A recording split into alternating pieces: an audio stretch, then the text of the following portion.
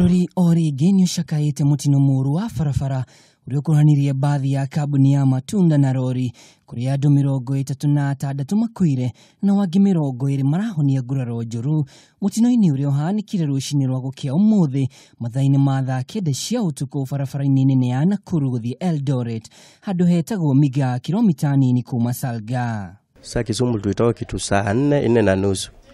Tulikuja tu vizuri kufika Total Junction kuelekea Molo Junction akaanza kuruka bumps.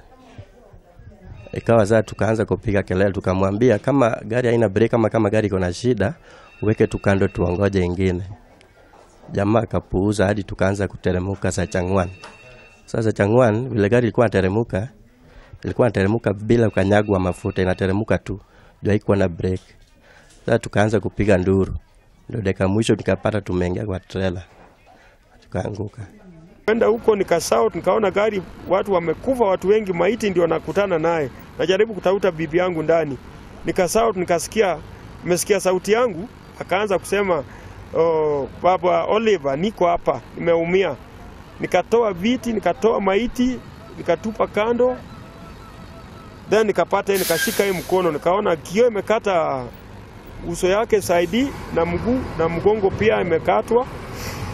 Nikabeba nikaweka gari ya Land Cruiser ya polisi, tukapeleka Nakuru Hospital.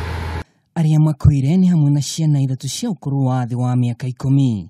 Andũ 30 nĩo makuire hau na acio angĩ 6 makuire makĩrigitwo thibitarĩ-inĩ wa Rift Valley Provincial Hospital na acio angĩ me thibitarĩ-inĩ wa Molo District. Wakati ilifika dereva alikuwa anavuka bumps bila brakes, bump inavuka tu bumps, tukaanza kupiga kelele mara ya kwanza akatulia.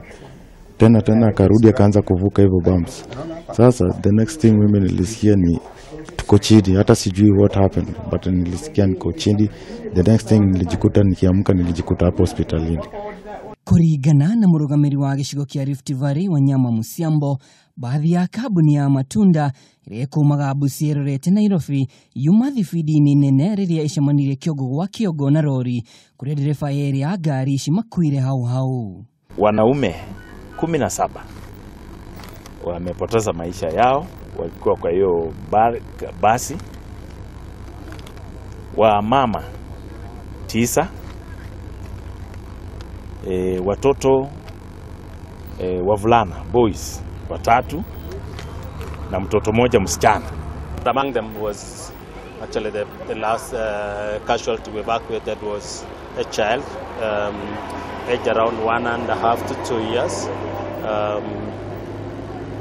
and he's been taken by the Red Cross ambulance as well to Provincial General Hospital, and we're yet to get an assessment of his condition. Mũtino ũyũ ũkĩte thikũ nini thutha wa ũngĩ kũhanĩka hakuhĩ na Miga ũrĩa watigire andũ 20 makuĩte. Ngiribotera Kameme TV, niĩ njĩtagwo Mwaũra wa Ndung'u.